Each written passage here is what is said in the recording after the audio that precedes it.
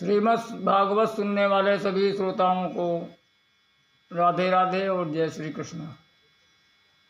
पिछले पाठ में हम सब ने सुना महाराज मनु की तीनों पुत्रियों के वंश के विषय में, और अब महाराज के जो दो पुत्र थे प्रियव्रत और उत्तानपाद, तो पहले उत्तानपाद जी के वंश का वर्णन करता हूँ। जाए उत्तानपाद सुनीति सुरुचिस्तयो सुरुचि प्रेयसी पत्युर्नेतरायत सुतो ध्रुवा। महाराज उत्तानपाद की दो पत्नियां थीं, एक का नाम सुनीति और दूसरी का नाम सुरुचि। तो सुनीति के पुत्र का नाम ध्रुव और सुरुचि के पुत्र का नाम उत्तम। एक बार ध्रुव जी अपने मित्रों के साथ खेल रहे थे, तो सभी मित्रों ने कहा कि चलो तुम्हारे पिता से मिलकर आते हैं। तो ध्रुव जी ने पूछा कि मैंने तो अपने पिता को देखा भी नहीं है। तो मित्रों ने कहा कि ये जो महाराज उत्तानपाद हैं यही तुम्हारे पिता हैं। तब ध्रुव जी जब राजसभा में आए तो महाराज सिंहासन पर बैठे हुए थे। तो ध्रुव जी को देखकर महाराज उत्तानपाद ने ध्रुव जी को अपने पास बुलाया और अपनी गोद में बिठा लिया। तो थोड़ी देर बाद जब सुरुचि आई तो उसने देखा कि महाराज ने ध्रुव को गोद में बिठा रखा है, तो उसने तुरंत ही ध्रुव जी को महाराज की गोद से नीचे उतार दिया और कहने लगी, तपसाराध्य पुरुषं तस्यैवानुग्रहेण में गर्भे त्वां साध्यात्मानां यदेच्छसि नृपाशना। तो उस अभागी का पुत्र है, इसके लिए महाराज के गोद में बैठने का अधिकार तुझे नहीं है। तो ध्रुव जी ने पूछा कि अगर मैं महाराज की गोद में बैठूं तो मुझे क्या करना होगा? तो उसने कहा, तपसा आराध्य पुरुषम, जा पहले उस भगवान आराध्य पुरुष के पुरुषोत्तम की आराधना करो, फिर उसके बाद जब भगवान प्रसन्न हो तो उनसे मांगना कि मुझे सुरुचि के कोख से जन्म मिले, तब तुम इस पद के अधिकारी हो पाओगे। इस प्रकार सुरुचि ने भगवान का भी अपमान कर दिया, क्योंकि भगवान से भी बड़ी अपनी कोख को बताया, तथा भक्त का तो अपमान हुआ ही, भगवान का भी अपमान हो गया। इस प्रकार ध्रुव जी सुरुचि की बात सुनकर क्रोध में भरे हुए घर की तरफ चल दिए। मातु शपत्न्या सदुरुक्त विद्धा स्वसंरुषो दंड हतो यथा ही। जिस प्रकार सांप को कोई डंडा मार दे तो वो लंबी लंबी सी सांस छोड़ने लगता है, उसी प्रकार ध्रुव जी भी लंबी लंबी सांस को छोड़ते हुए अपने घर की तरफ आए और अपने माता से कहा कि माता, मुझे उस परम पिता का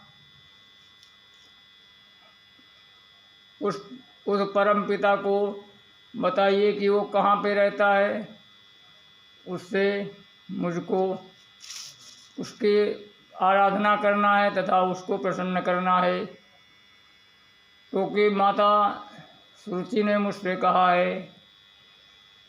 तो सुनीति ने कहा कि बेटा, जो तुम्हारी माता सुरुचि ने कहा है वो बिल्कुल सत्य कहा है कि तू अभागा है और मुझे अभागिन की कोख से तूने जन्म लिया है।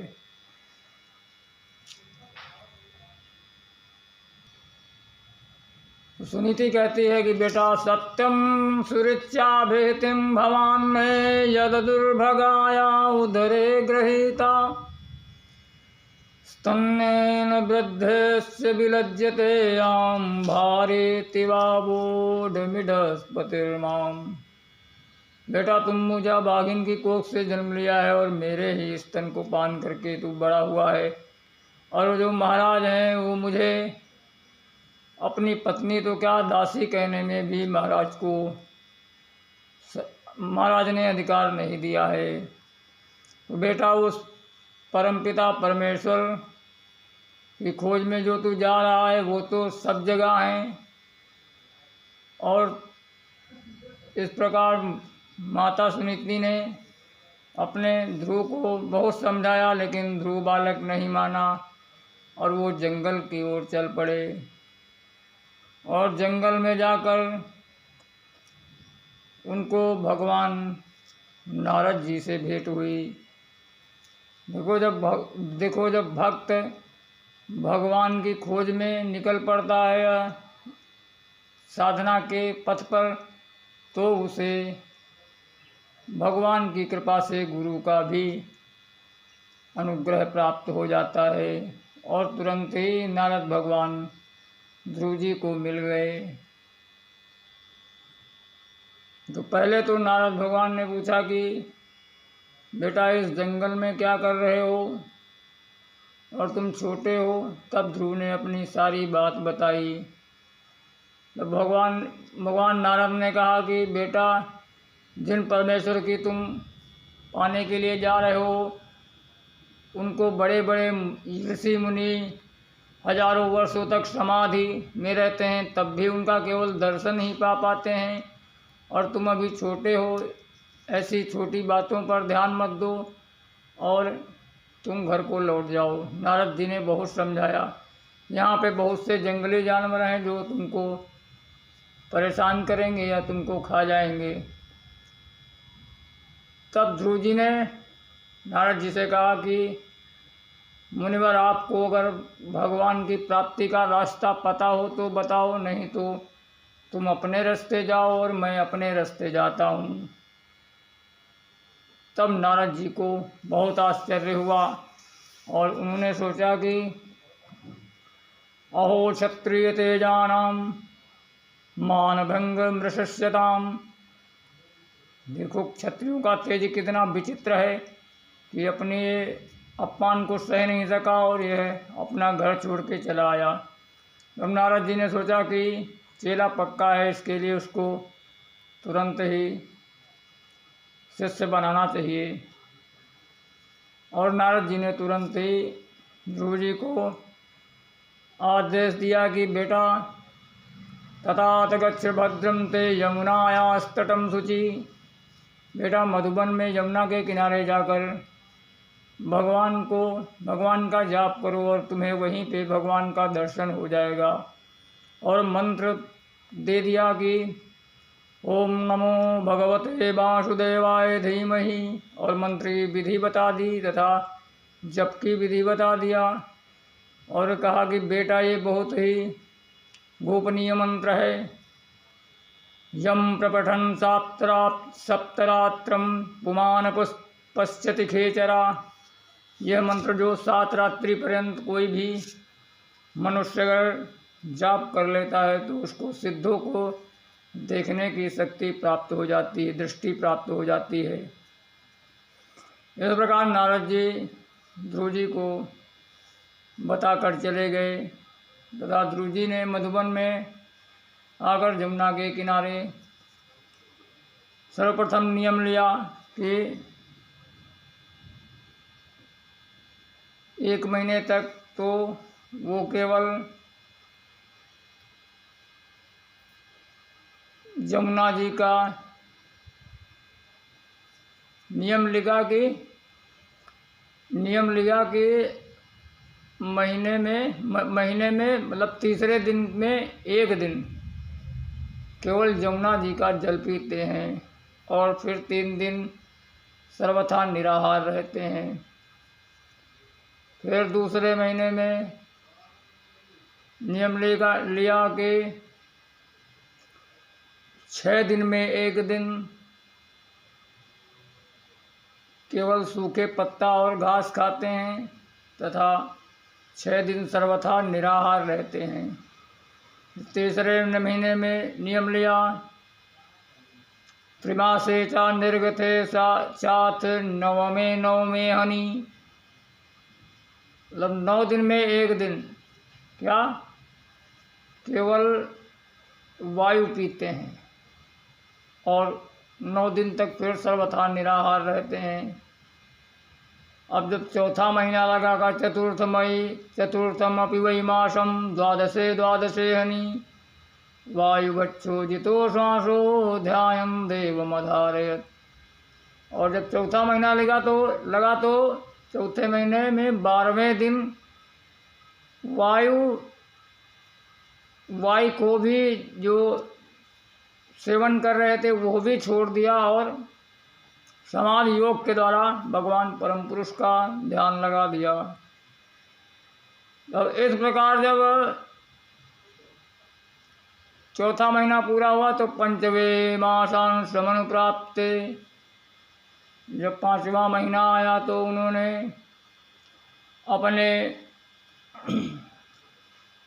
अपने वायु को प्राणायाम के द्वारा चढ़ाकर एक अंगूठे से खड़े होकर भगवान की तपस्या करने लगे और स्थिर खड़े रहे। ध्यायन ब्रह्मपद एकेन स्थाणु स्तंभ रिवाचल। जिस प्रकार खंभा खड़ा होता है उसी प्रकार ध्रुव जी ने एक पैर पे खड़े होकर भगवान की आराधना और ध्यान करने लगे। तो जब इस प्रकार ध्यान करने लगे तो जितने भी संपूर्ण जगत के प्राणी थे उनका प्राण अवरोध होने लगा। तो सभी देवता घबराकर भगवान विष्णु के पास गए और कहने लगे, मैवं विदामो भगवन् प्राणरोधम चराचरास्य अखिल सत्वधाम्ना विधि तन्नाव्रदिनो विमोक्षम प्राप्तम वयम त्वां शरणं प्रपन्ना। बोले कि भगवान पता नहीं क्या हो रहा है कि हम लोगों की प्राणवायु रुक गई है और लगता है कि हम लोग का भी अंत हो जाएगा और हम सब आपकी शरण में आए हैं, आप हमारी रक्षा करो। तब भगवान विष्णु ने कहा, माम भेष्टबालो तपसा दुरत्यया। एक देवताओं घबराओ मत, ये जो उत्तानपाद का पुत्र ध्रुव है उसने अपनी प्राणवायु को मेरे चरणों में लगा दिया है। इसके लिए जितनी समष्टि की प्राणवायु है सभी रुक गई है और इससे निजात पाने के लिए मैं तुरंत अभी सबको अभय कर देता हूँ। और इतना कहकर भगवान सहस्रशीर्षात् ततौ गरुत्मता मधोर्वनं भृत्य दिदर्शयागता। और वो सहस्रशीर्ष भगवान गरुण पे बैठकर तुरंत ही अपने भक्त का दर्शन देने नहीं, दर्शन करने के लिए दिदर्शया, दर्शन करने के लिए मधुबन में आ गए। और ध्रुव जी को तो अपने हृदय के अंदर ही उन भगवान का दर्शन हो रहा था, तो आंख बंद करके खड़े थे और भगवान सामने खड़े थे। तो भगवान ने सोचा कि ये अपने मन के अंदर दर्शन कर रहा है ध्यान में, इसके लिए ये आंख बंद कर रखा है। तो उन्होंने भगवान ने जो ध्रुव जी के अंदर की अपनी मूर्ति थी वो अपना स्वरूप अदृष्ट कर दिया। तो ध्रुव जी ने तुरंत आंखें खोली। तो जैसा ध्रुव जी के ध्यान के अंदर भगवान का दर्शन हो रहा था वैसे ही सामने देखकर ध्रुव जी ने तुरंत ही भगवान के चरणों में साष्टांग प्रणाम किया और चरणों में लूटने लगे। तो अब बहुत देर तक तो ध्रुव जी चरणों में पड़े रहे, फिर थोड़ी देर बाद उठे। तब अब ध्रुव जी 5 वर्ष के थे, कुछ पढ़े लिखे तो थे नहीं, इसके लिए वो सोच रहे थे कि मैं प्रभु से क्या बोलूं, क्योंकि कुछ आता तो था नहीं। और नारद जी से भी उन्होंने ये नहीं पूछा था कि जब भगवान मिल जाए तो हम उनसे क्या कहेंगे। तो भगवान अपने भक्त के हृदय की बात जान गए, क्योंकि भगवान अपने भक्त के हृदय में रहते हैं। तो भगवान ने क्या किया, परस्पर बालम कृपया कपोले, भगवान ने अपना जो ब्रह्ममय शंख था वो ध्रुव जी के गाल में स्पर्श करा दिया। तो जब ब्रह्ममय शंख ध्रुव जी के गाल में स्पर्श हुआ तो ध्रुव जी को सभी वेद वेदांत जितने भी दिव्य श्लोक और जो भी वेदों का सार था, ध्रुव जी को तुरंत सब याद हो गया, केवल भगवान के शंख छूने से ही।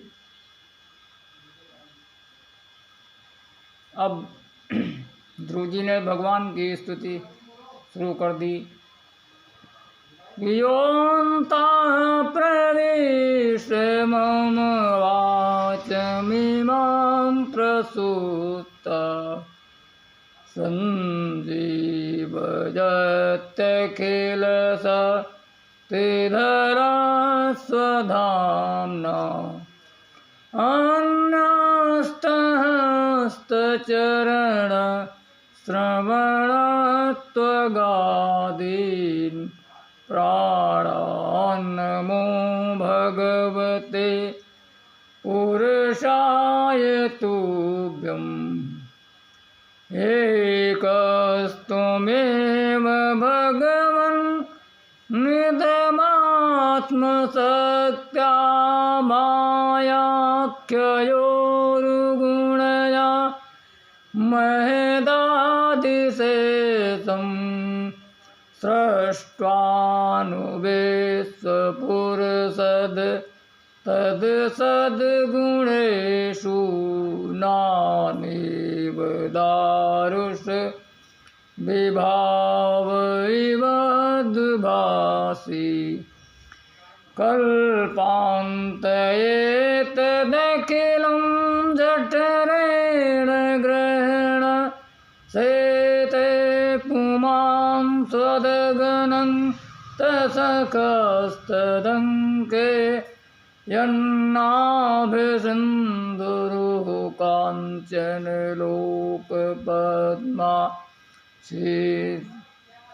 गर्भेद्युमान् भगवतो प्रणतस्मै तस्मै। इस प्रकार ध्रुव जी ने भगवान की दिव्य स्थिति कही और कहा कि योऽन्तः प्रविश्य मम वाचमिमां प्रसूत, आप ही प्रभु मेरे अंदर प्रवेश हो गए और जो मेरी ये वाणी सोई हुई थी इसको आपने संजीवन कर दिया, जीवित कर दिया। और आप ही मेरे जो हाथों में शक्ति है वो भी आपके द्वारा प्रदत्त है, जो पैरों में चलने की शक्ति है और जो कानों में सुनने की शक्ति है, अन्नश्च हस्तचरण श्रवण त्वगादीन, सब आपकी ही प्रदत्त हुई शक्ति है, इसलिए आपको नमस्कार है और प्रणाम है। इस प्रकार ध्रुव जी ने दिव्य भगवान की स्तुति की और कहा कि कल्पांते तदखिलम जठरेण ग्रहण, जब प्रलय का समय आता है तो आप समस्त विश्व प्रपंच को अपने पेट में धर लेते हैं और से ते गुमान, और छोटे से शरीर आप बनाकर भगवान शेष की शैया पर सोते हैं। और फिर जब प्रलय का समय खत्म हो जाता है तो आपके ही नाभि कमल से आपके नाभि से ही स्वर्णमय कमल निकलता है और उसमें से ब्रह्मा जी का आविर्भाव होता है। ऐसे प्रभु को मैं बार बार प्रणाम करता हूँ।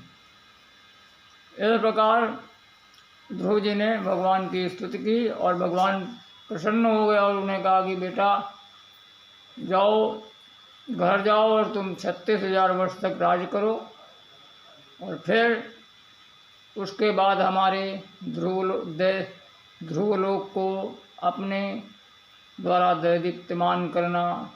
इस प्रकार कहकर भगवान अंतर्ध्यान हो गए। अब बाद में ध्रुव जी ने पूछा, अरे ये मैंने क्या मांग लिया, प्रभु हमारे सामने आ गए, फिर भी हमने ये असत संसार मांग लिया। तब तब ध्रुव जी ने देवताओं को सोचा, देवताओं ने मेरी बुद्धि बिगाड़ दिया, क्योंकि ये देवता दूसरे का उत्कर्ष देख नहीं सकते हैं।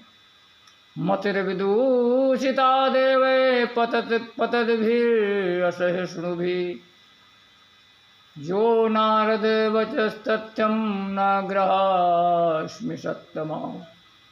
इसलिए मैंने भगवान नारद की बात को नहीं माना और मैंने असत संसार को मांग लिया। इस प्रकार ध्रुव जी जब अपने राज्य में वापस आए तो महाराज उत्तानपाद ने नगर के बाहर उनका खूब दिव्य स्वागत किया और तुरंत ही उत्तानपाद ने अपने पुत्र ध्रुव को राजगद्दी में बिठा दिया। अब जब ध्रुव राजा बन गए तो एक बार उत्तम शिकार खेलने के लिए हिमालय में गया और उसने एक यक्ष को मार दिया। तो वहाँ के जो यक्ष थे उन्होंने उत्तम को मार दिया, और जब ये पता ध्रुव जी को लगा तो ध्रुव जी ने यक्षों पर आक्रमण कर दिया और हजारों यक्षों को मार दिया। तब वहाँ पे ब्रह्मा जी प्रकट हुए और उनके जो दादाजी मनु थे वो प्रकट हुए और कहा कि बेटा ये जो क्रोध है ये नरक का द्वार है। अलम वस्ताति रोषेण, ये जो क्रोध है यही नरक का द्वार है बेटा, और तुम जैसे साधु पुरुष को क्रोध नहीं करना चाहिए, और ये मार्ग साधु लोगों का नहीं है। इसके लिए बेटा अब तुम ये युद्ध बंद कर दो। तब ध्रुव जी ने अपने पितामह और पिता की सबकी बात मान लिया और युद्ध को बंद कर दिया। तब कुबेर प्रकट हुए और उन्होंने दिव्य ध्रुव जी को आशीर्वाद दिया और वरदान दिया। अब इसके बाद ध्रुव जी ने 36,000 वर्ष राज करके अपने परम धाम को प्राप्त करने लगे। तो जब प्राप्ति का समय आया तो मृत्यु देवता आ गए और उन्होंने ध्रुव जी से कहा कि आप मुझको स्पर्श करके ही तब उस विमान में बैठ सकते हैं, क्योंकि ये मृत्यु लोक का नियम है। तब ध्रुव जी ने मृत्यु के सिर पर पैर रखकर और उस विमान पर मृत्युर्मूर्धन पदम दत्ता आरूहताम अद्भुतम ग्रहम, उस दिव्य विमान में बैठे और परम धाम को जाने लगे। तो उन्होंने सोचा कि मेरी जो माता तो यहीं पे रह गई। तब उन्होंने पार्षदों से पूछा कि मेरी माता को यहीं तुमने छोड़ दिया। तब भगवान विष्णु के पार्षदों ने कहा कि बेटा, जो तुम्हारे जैसा बेटा जिसके पास हो उसकी माता पिता यहाँ कहाँ रह सकते हैं। तो उन्होंने देखा कि माता सुनीति का विमान ध्रुव जी के विमान के आगे आगे चल रहा था। तो ऐसा इस प्रकार ध्रुव जी ने 36,000 वर्ष राज करके और भगवान के ध्रुवलोक को दैदीप्यमान किया। अब इन्हीं ध्रुव जी के वंश में राजा अंग हुए। अब आध्यात्मिक दृष्टि से अगर विचार किया जाए तो ये उत्तानपाद कौन है? उत्तानपाद हम सभी हैं, क्योंकि माता के गर्भ में रहते हैं तब हमारा सिर पेट की तरफ रहता है और पैर ऊपर की तरफ रहते हैं। तो उत ऊर्ध्व पादौ, जिनके पैर ऊपर की तरफ हों वही उत्तानपाद। और जिस प्रकार महाराज उत्तानपाद की 2 रानियाँ थीं, उसी प्रकार हम लोगों की भी 2 रानियाँ हैं। एक है बुद्धिमानी और दूसरी है मनमानी। जो बुद्धिमानी जो है वो सुनीति है, और जो मनमानी है वो सुरुचि है। या जो जो हमारी नीति है वो सुनीति है, और जो रुचि है वो सुरुचि है।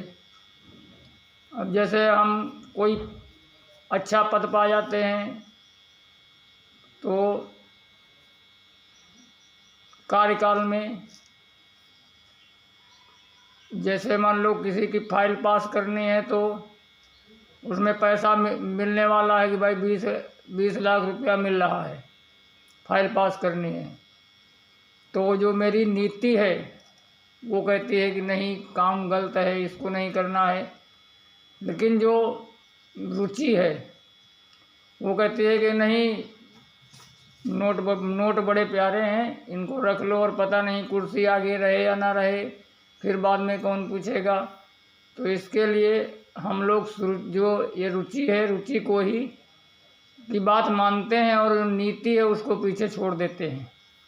लेकिन होता क्या है कि जो नीति के द्वारा पुत्र पैदा होता है वो ध्रुव होता है, वो हरदम तुमको अच्छे रास्ते पे चलाएगा, और जो रुचि के द्वारा पैदा होता है वो तुमको गलत रास्ते में ही ले जाएगा, क्योंकि रुचि प्रायः गलत रास्ते में ही ले जाती है। और जो नीति है वो तुमको शुद्ध शास्त्र का मार्ग तुमको पकड़ाएगी, और शास्त्र के मार्ग से ही मानव जीवन का कल्याण होने वाला है।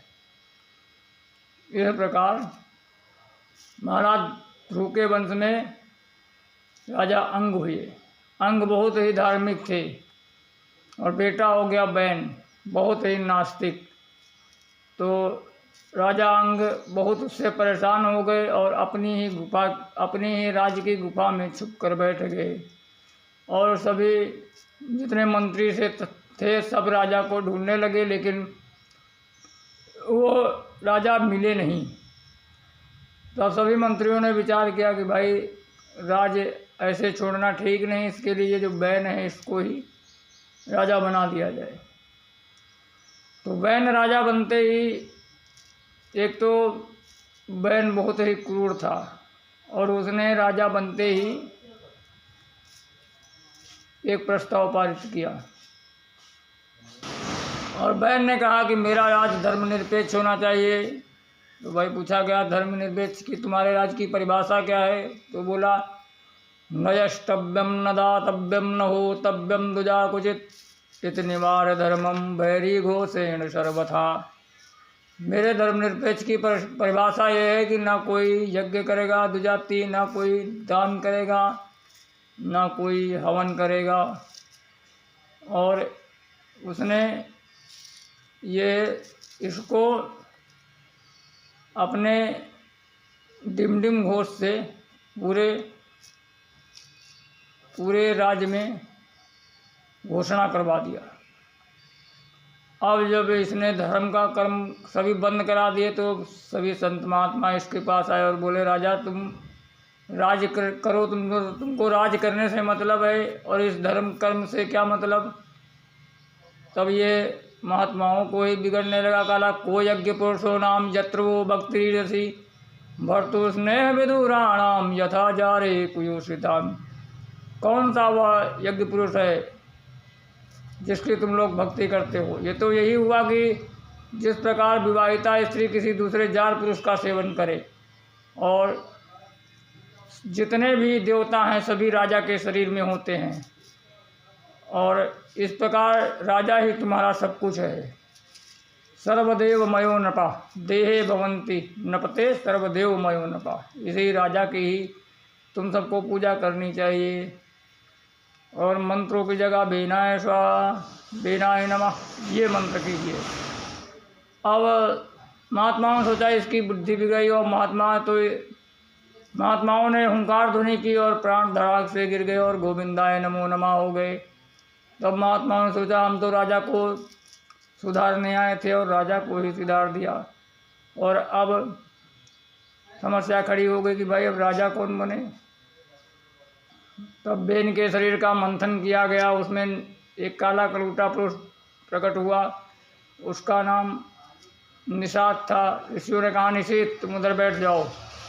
फिर दोबारा बेन की भुजाओं का मंथन किया गया तो उससे महाराज पृथु प्रकट हुए और उनके साथ जो लक्ष्मी थी वो अर्ची देवी के रूप में प्रकट हुई। बोलो पृथु भगवान की जय।